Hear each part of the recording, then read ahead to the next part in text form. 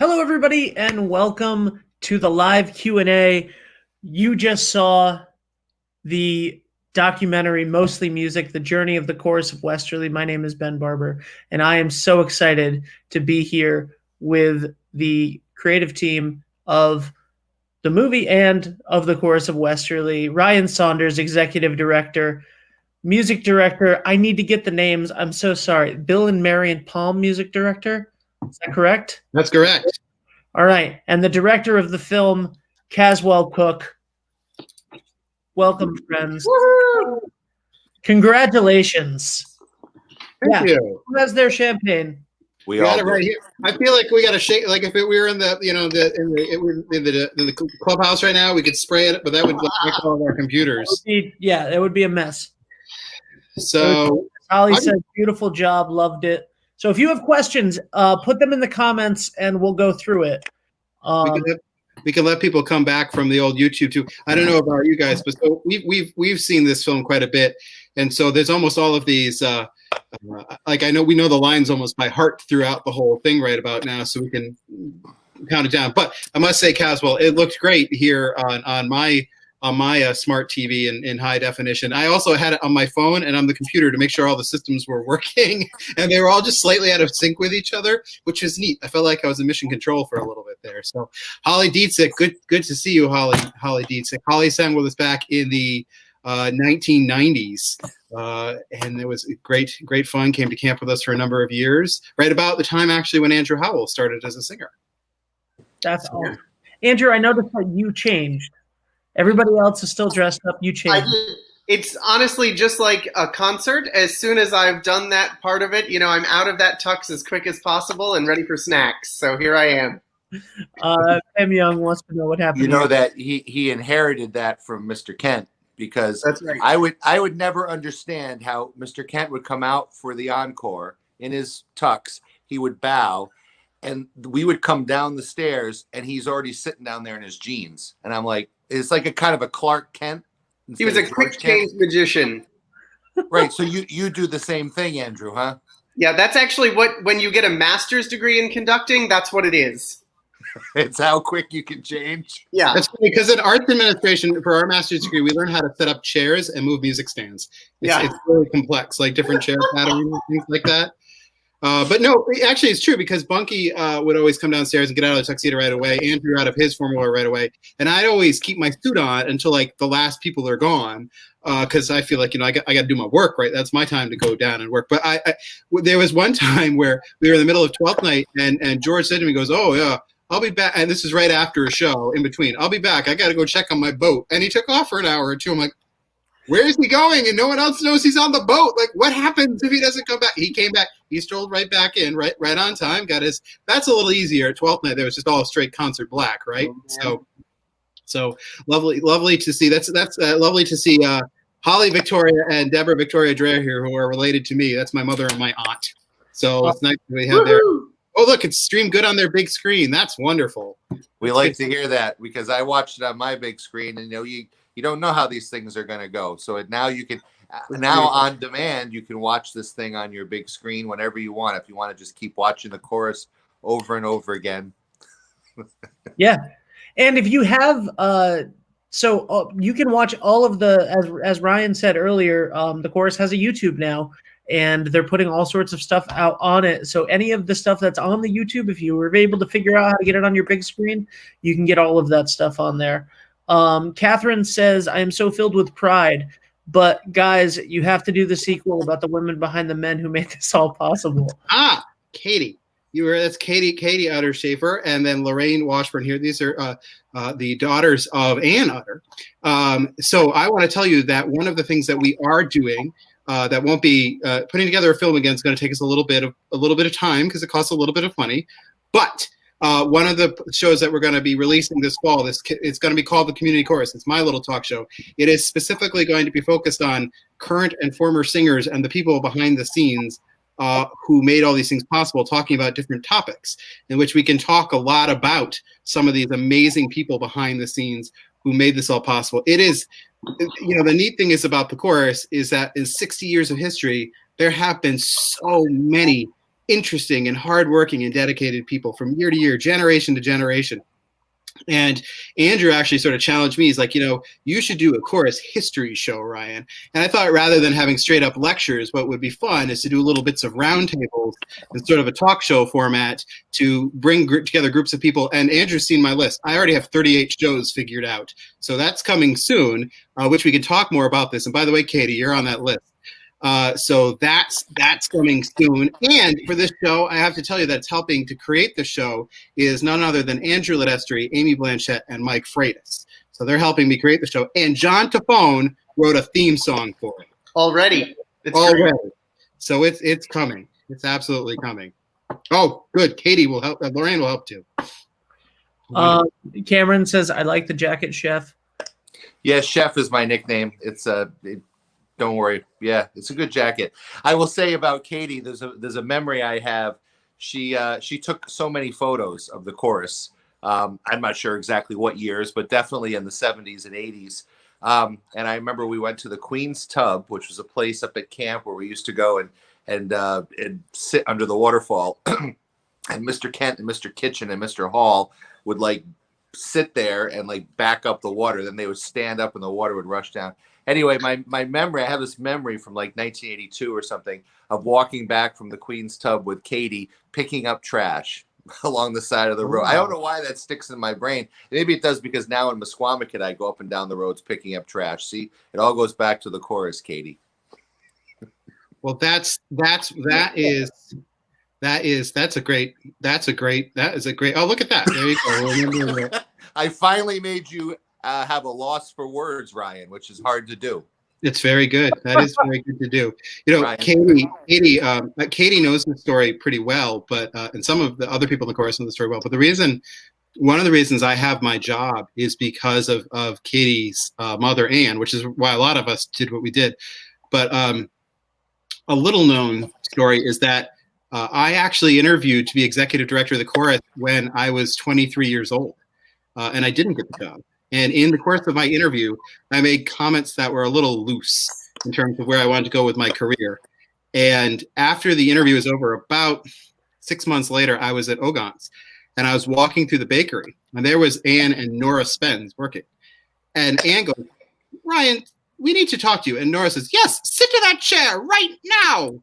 And she made me sit down in the little rocking chair that they keep in the bakery at Ogon's. And Anne proceeded to ask me what I was going to do with my life and my career. And I said, what are you talking about? And she said, your interview questions were not sufficient about where you're going to go. You could do something in the arts and you could do something very big, and you've got to think about it. I said, what do you mean? She's like, you need to go out there and strengthen your skills. And she gave me a laundry list. And Nora said, are you taking notes in your head at least? Write something. And she made me get a piece of paper. But after that, somebody nominated me for the chorus board, but I applied for graduate school in arts administration. And that eventually took me right back to the chorus. So if I didn't get it was a loving pep talk, but if I didn't get a pep talk from Anne and from Nora that day, I might not have continued forward. Maybe I'd find my way home, but that was a very remarkable moment in my life. The only thing I remember is when it was done, Nora gave me a cookie and sent me on my way. And I was just passing through, believe it or not, to get a cookie. That's all I wanted was a cookie. So anyway, great to see so many other people here on the chat too. Wonderful. Yeah, Cecilia Clapp said, I had a vague memory of making a modest donation to this project years ago, and sure enough, there was my name in the credits. Congratulations, it was worth the wait. Jamie says, this is amazing and brought back so many childhood memories of being in the chorus for so many years. Yeah, so this is something that we covered, obviously, if you watched the preview beforehand, and you guys were all members of the chorus as children. What is it like now to be Ryan and Andrew, to be the people that are bringing the chorus forward and carrying on the tradition, and then Caswell to tell the story of the chorus? Like you said, it's never been done, and hopefully people years from now will use this footage to continue to tell the story. So what is that like, being people that grew up in the chorus, to sort of see this documentary unfold the way that it has tonight? Just an honor to be able to pass this along, to be able to take a snapshot of where we've come from, where we are, and now as we move into even newer things and move forward from here, especially once we are able to get back together again after the craziness of coronavirus right now. We have a lot of wonderful things planned. We were already headed on a very good trajectory before, and we're excited to get back to things again as soon as we can. So it's, always a pleasure and an honor to get to be able to do this and to pass along what was given to us from such a young age and be able to see that next generation coming up. Yeah, I think that's absolutely true, and that's what this is all about, right? It's from generation to generation. It just goes on and on, and it's about George said it inside the film. The kids being able to see a project. It's not just about singing; it's about seeing a project from beginning to end. About the hard work getting done. About sacrificing a little bit to help other people. About looking at the goodness that so many gave so many good things that people gave to you and give them back to others. And I think both Andrew and I feel that with our jobs, that it is an honor that we have the keys to this precious car, or we're responsible for this thing that is the chorus. And someday we very much, Caswell said it earlier, one of the things, but we look forward to whenever a film is made in the future and we can be the old guys in the film. Right now it's a little humbling to me that I'm the old man of the chorus. I don't have the beard right now, but I've had it from time to time. But just to think, though, that I see these names that are popping up on the side. So many of these folks took care of us as children, and empowered us, and taught us, and asked a lot of us, and they got it as children too. And it's a wonderful thing. And thank you again, everyone, for tuning in. Hopefully we learn a lot more, and Ben has been a great help. Caswell, Chris, we learn a lot more about what we can do in the media world here, and we can create more things for you to see. And we're probably going to have to over the next year. So I even see that we're already getting suggestions on the side for people to be in the podcast. So yeah, we'll take a look at all of that. Yeah, Angela Tafone says, "Can I be on the list for your podcast?" Caswell, what's next for you in regards to documentaries? I know that you made the Chad and Jeremy one, and now the Chorus of Westerly. Do you have any documentary plans for the future? Another collaboration with the great Chris Walsh, perhaps? Well, Chris is very nervous, so hopefully we can collaborate. It's a joke. Chris is probably watching. We had a great time making this. We made our first film in 2007.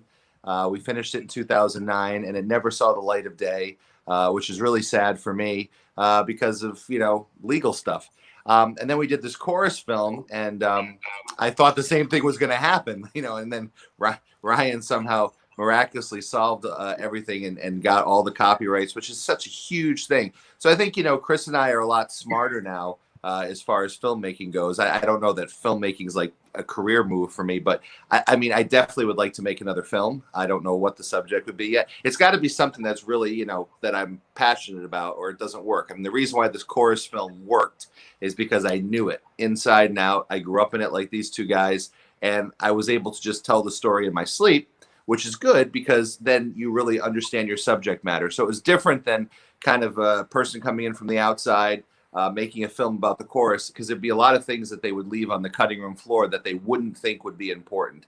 And so I made this film, with the people who sang in the chorus in mind first and foremost, so that all those, 2,000 some odd people that have sung over the years, they're really going to feel like they went home watching this. I think. I don't know if that was the reaction that folks like Katie and that are watching had, or Angela, who have all grown up in different generations.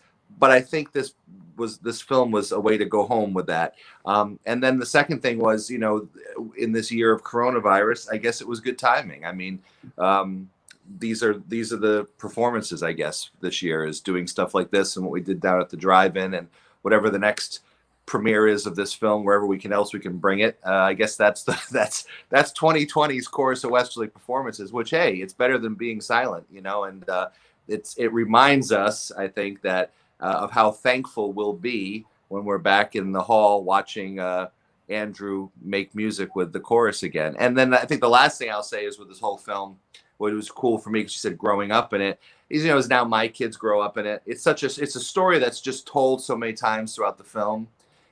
My dad never sang in the chorus, but he sang for Mr. Kent back in 1956, the year that he took over. at Christ Church, which is very strange. My dad lasted, I believe, 1 year before he was asked to leave nicely, or maybe not nicely by Mr. Kent. And then I sang in the 80s and 90s, and then my kids now sing for Andrew. And it's just such a cool thing, that this community has, that, and everyone else can tell these same exact stories about, oh, I sang and my kids sang and this and that. And it's a great, great, great, great thing. I think the biggest proponents of the Chorus of Westerly are those that came from the ranks over the years. Yeah. Andrew, so Lorna here says, really enjoyed the footage of young George Kent. Me too. That was maybe one of my favorite parts of the film. Andrew, the two gentlemen on the screen with us did tell you guys, did inform you, Andrew, that you are not allowed to leave for 40 more years for the chorus. So my question, though, is... I think it's like 40, what is it, 46 years you got? Yeah, it's something ridiculous. So good luck. Wash your hands, stay healthy. 46 per year.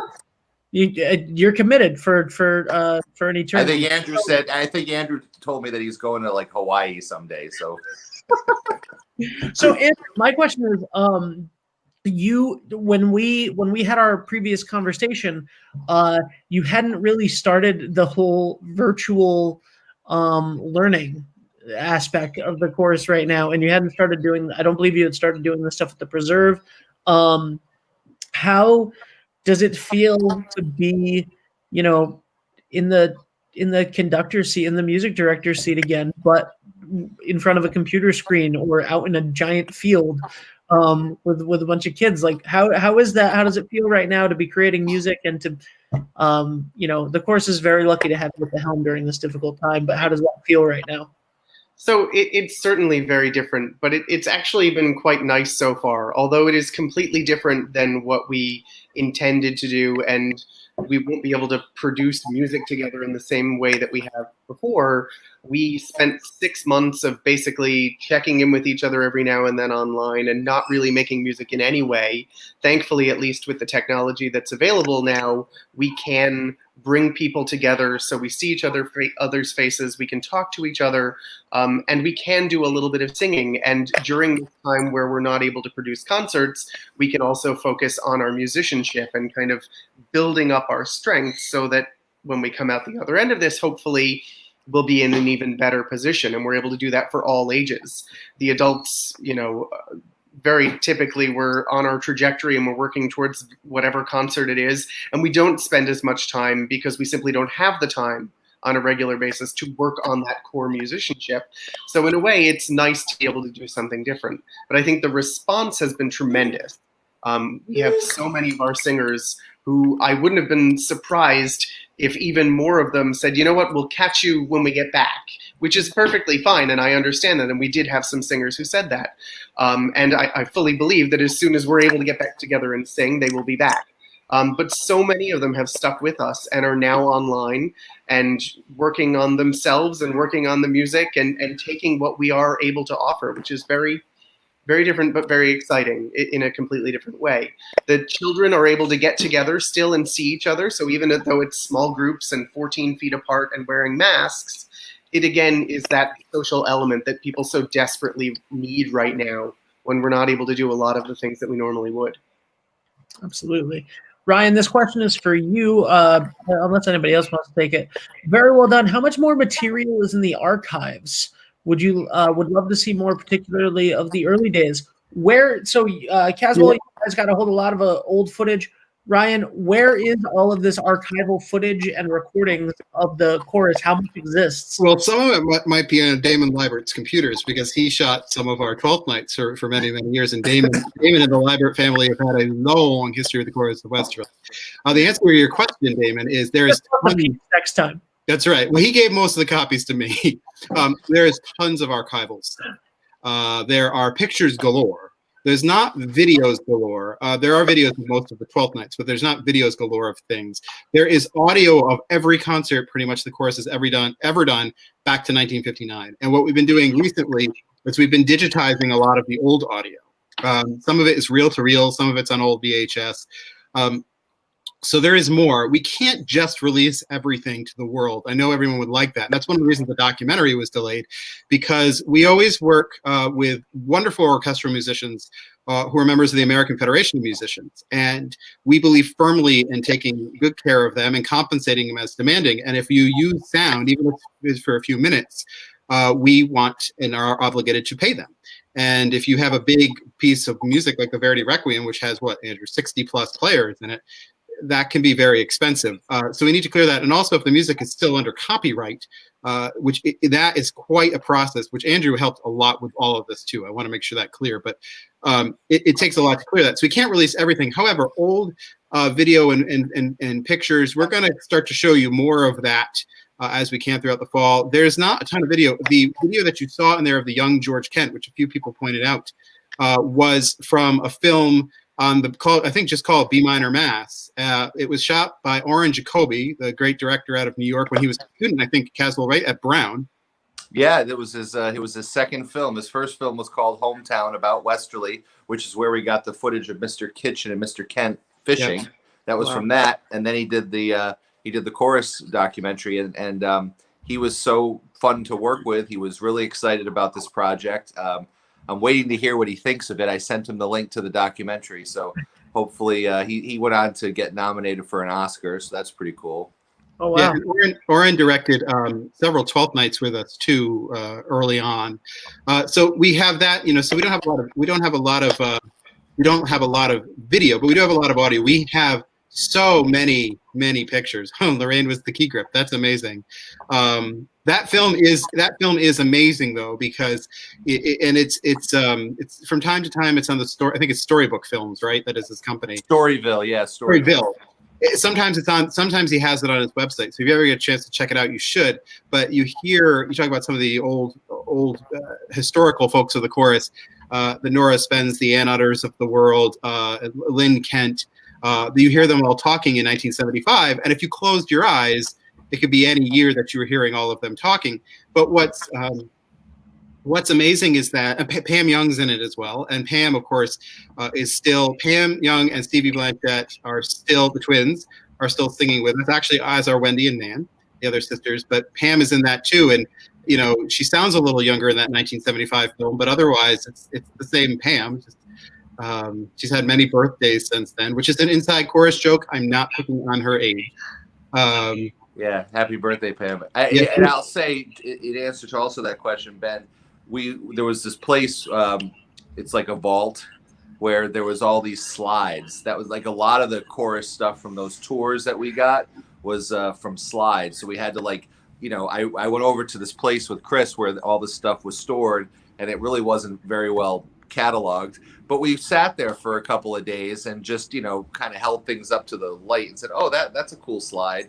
And then we took them down to Granite Photo, and he would develop them for us, which is where we got some of those, especially some of those 1981 tour stuff was from these slides that we found. We didn't find them. They've just been sitting there. We unearthed them. But the coolest photo find in this whole thing was the Summer Pops 1981, where I had remembered the front page of the Westerly Sun, and that's all I could find on microfilm. And then we asked Senator Algier, can I have that photo? And he somehow has all the archives of the Westerly Sun when they moved to Pawcatuck. And he came back with all of these negatives that had never been developed. And that was so cool. And so all this stuff that Mr. Kent's talking about the plate glass and Woodmansey's window and the downtown, there was all the visual evidence. Those are photos that had never been seen before. And it was so, so cool to unearth those things, which was really amazing. Yeah. That's incredible. So speaking of those photos, there's maybe my favorite part in the film is when you guys are talking about that tour of Europe in the 80s, and you have the picture of Mr. Kent literally like grilling lamb chops or whatever it was on a mountain, or the moors. Yeah, so that's ridiculous. You guys have always been and are such a family. The chorus is such a loving group of people that really care about each other, and this film has just I really feel like it has celebrated that feeling, that familial feeling that you guys that radiates off of every member of the chorus of Westerly. And how how important is it? Obviously, Ryan and Andrew, you guys are the leaders right now of the chorus. How important is that feeling, and just how natural does it come from the fact that you guys are creating music together? Andrew, that's a hard one. Sorry, I had a kid walk past behind me, and I thought he was going to come up right behind. So you asked the familial feeling coming from making music together? Yeah. Yeah, I mean, certainly as Bunky talks about in the film, and I think a lot of us do, in regular life, the act of taking this project of making music that you can do on your own, but to do it in a group and to do it at a level that no one person can do on their own. And I think it's Ryan in the movie who says, you work on it individually in your little groups, the kids work on it, the adults work on it, and then you get to something like a concert week where everything comes together again, and suddenly it's like your eyes are open to a completely different world when the orchestra and the soloists and the chorus are all finally in on this thing, and you get this feeling of really being a part of something. I mean, I remember when I did my first concert the day of my, I guess it would have been 13th birthday. And I can remember everyone singing to me on that day, and having 200 people sing happy birthday to you like that. Again, it was just like, you're encompassed with warmth and love, and you feel like you're a part of something so much bigger than yourself. And I think that's a big part of it. Not only are there actually families in there of 3 generations, but you feel like even if you're someone completely separate who is not blood related to anyone, that you are a part of that family. Yeah, I think that's absolutely true. And I think there is something, it's unfortunate with where we are right now with the COVID situation that we can't sing together and be together as a group to do this, because they're communal singing. There is something about singing with another human being that connects you in a way that's very difficult to describe until you've done it. Even if you are not a singer, there is a reason we sing Happy Birthday together, even if it's in 17 different keys. And there's a reason at the end of it, we all kind of laugh or we feel good. It is a thread that can connect us. And with the chorus of Westerly, I said at the end, it's like this thread, this 2,000 person family, that not everyone who's gone through our ranks has gone on to become a musician or to even keep music in their lives. But they keep that link to the chorus somehow. And music was it was just the tool that connected us. It wasn't. So there's something interesting about the chorus in that music is what we do, but it might not be the most important thing we do. I know that seems weird, but it's our tool. It's our vehicle to create. Yeah, it's our vehicle. It's about, when you said about love, it's about shared humanity. It's about understanding you can do things together. You can build together a project. You can build it up. You can work together. A chorus is, by its nature, it needs all the parts to function. But if one part slips, another part can help pick it up. And the chorus, for me, you talk about the familiar thing. I have a magnificent family. I have great parents and step parents and a wonderful spouse and children, cousins, aunts, uncles, everything. Wonderful. Loving and nurturing. But I also have my chorus family. And these people, when I was a 7-year-old and I joined, I had no other family members singing at that moment in time. They just took me in as if I was one of their own. And it didn't matter where I was from or what neighborhood in Pawcatuck I was from, anything like that. You're a part of the team now. And they could be hard on you and demand a lot of you. But at the end, when there was that moment of glory, that concert weekend of us all together, and that success and that applause and that joy, we all shared it together. They've done these surveys about like hearts beating as singers, all as one. There is a particular moment I can think back to of Andrew's first concert. And it was we sang Vaughan Williams' Hodie. The last movement is just astounding. The Ring Out Ye Crystal Spheres. And there was just, at the end of that concert, I remember in particular having this, the audience went nuts at the end, but there was this pause right before they applauded. And it was as if everyone on the drive took a collective breath. And then there was this joy that came across to us from George Kent's face. It was an actual smile, which from him was high, high praise. And we all felt it too. And at that moment, I read that article years later about the hearts beating at the same time. I feel like we were all in sync. So I guess what it is like the chorus for so many of us has been that place of joy and that spark of hope. And just, you go into a concert weekend sometimes thinking this is going to fall apart, and then you get to the end of it and it's magical. It's just magical. And so many, we said it earlier tonight, so many people have given so much to the chorus, to all of us, that I can never, ever thank them enough. I mean, it has changed all of our lives, but definitely mine. It's such a joy.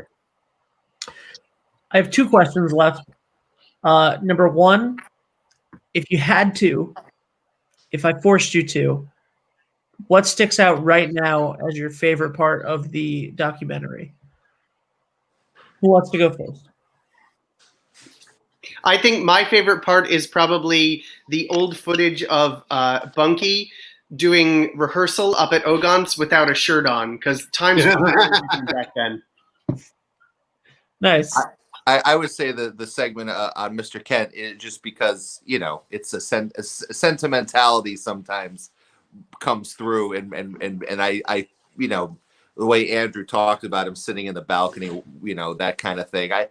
I like that part, and I was pretty conscious of that part. The other part that's my favorite is, so if you're watching that Orange Jacoby footage where Mr. Kent's conducting the chorus in that hall, and he's, screaming and yelling and whatever. And then I wanted to film Andrew in the exact same spot. And Chris Walsh was like, "What are we doing this for? This is kind of boring," or this. And I'm like, "No, it'll work, because I want to show them both of these guys with 2 distinct methods of training a chorus and conducting, but both in that exact same room, in that exact same spot, with that exact same risers." And I like the juxtaposition of that old footage and Andrew's new footage. Right. Well, I have 2. One is funny, one is sentimental. The sentimental one is it's in the tour sequence, and it's when you cut to the video of Smetana Hall, which was an iPhone recording, and it was from I was standing in the back with who's watching us now with Katie Utter Schaefer, watching that concert. And when we got to that concert was this amazing moment where, not to say Andrew got the job then, but it was at that point in time where it's like, we have made the turn, we're rolling, and it was building upon everything that George had done. And now we were moving forward. And I'm thinking about when that footage was shot, the number of people who were with us in that balcony from on high was huge. And it gets, every time I see it, I think about that and those pictures. But my absolute favorite part of the film, and I love this person with all my soul and his family, is when Alex Pinto tells the story about coming out of the lake and sitting on his music. Because if there is ever a more perfect treble story for all of us who were trebles, that was it. And I think the world of Alex, and that story is amazing. And I have been dear friends with his uncle my entire life. And I think so highly of that young man. But that story, I was like, that, if we had to sum up a treble experience, bravo, that was it right there. Final question. This film really feels like it's about the legacy of the chorus. And I know that this is a tall task and not an easy thing to do, but if you had to surmise it, what would you say you feel is the true legacy of the chorus of Westerly?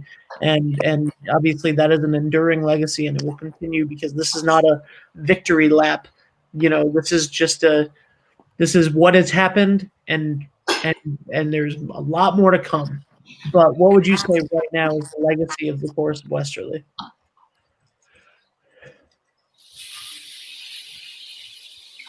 That is quite a question. Way to go out on a high note there. Yeah.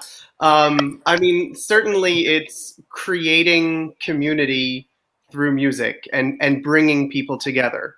It is a communal art form, and we have to do it with other people. And as we've talked about, it brings people together in a way that is far deeper than many other ways that you can kind of create that community. So being able to give that to the children that are coming up behind us and to continue on that same tradition and pass that torch, I think is the key to it.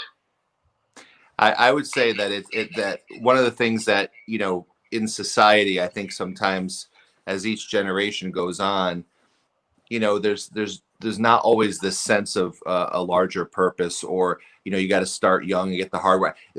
I'm not quite saying this the right way, but the chorus continues the legacy of teaching children the importance of doing something, as Mr. Kent says, from start to finish, the importance of hard work. It gives them values. It gives them a foundation. And in a world where a lot of society is lacking that, the chorus is this one place that still does it. And it's really, really important. It's the reasons. I think that's the reason that I said to my kids, you guys are going to go sing in this chorus. That's what my stepfather, I remember he grabbed me by the scruff of the neck when I was a kid in the Parish Hall of Christ Church when I was 7. And he brought me up to Mr. Kent and he said, this boy's going to join the choir and the chorus. And I'm going, what? And then they shoved me on a bus to go to New Hampshire. But that foundation, is so important for so many kids. And I think so that's one of the legacies of the chorus, is giving kids a foundation for all of those formative years. Yeah. Ryan? Well, it's hard to say anything really differently from both of those things, but I mean, to me, it comes down to what our mission is now, which wasn't always our defined mission, but it's to harness the power of music to transform lives and nourish the soul of the community. And I think our legacy is we have been able to nourish a lot of lives. Singers, community members, audience members, those people just looking for that spark of goodness in an event or in a rehearsal or in a sound. And I think we begin that with the children, but we continue that with the adults. And we're continuing that now. And I think that our community's soul is just a little bit better for all of the hard work and the dedication our entire community has given to the chorus and thus given back. And I think going forward, it is our mission to continue to listen to our community, to reflect what they need from us, to be there for them, to evolve with them, and to keep finding ways to empower the kids in particular who go through it, so they can be the next generation, not just of chorus leaders, but of leaders in our community and in our society, as they leave here understanding that there is real goodness that can come by working together.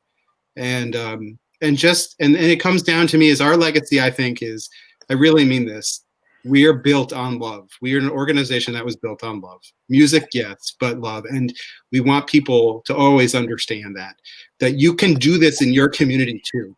It might not be a community chorus, but you can find ways to evolve all sorts of generations in a common project. And we hope this film inspires other people to try to do community choruses the way we do it, but also to build from the ground up. And then maybe in 60 years, your community will have something that's really special, and whatever that is for you. So I think our legacy, frankly, is just soul nourishment and love. And I, again, am so grateful to everyone who made not the film, just the film possible, but the community chorus of Westerly possible since September 1959, because you have made a huge impact on our lives. And I promise you, we are going to get through this, and we are going to all rise to sing again. It's a beautiful sentiment.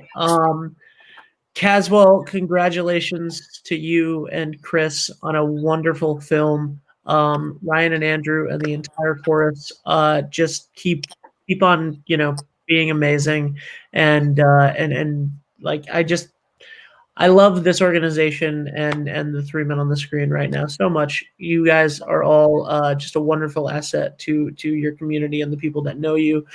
Please, guys, check out chorusofwesterly.org.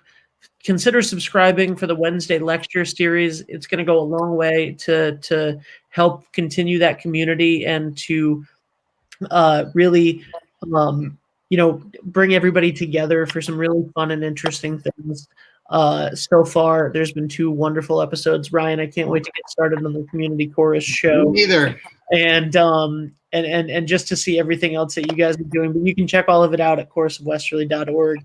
And yeah, so just bravo, guys, and we have people clapping here for you. So thank you very much. If there's anything else you guys want to say before we go, the floor is yours. If not, I'll say goodnight to everybody.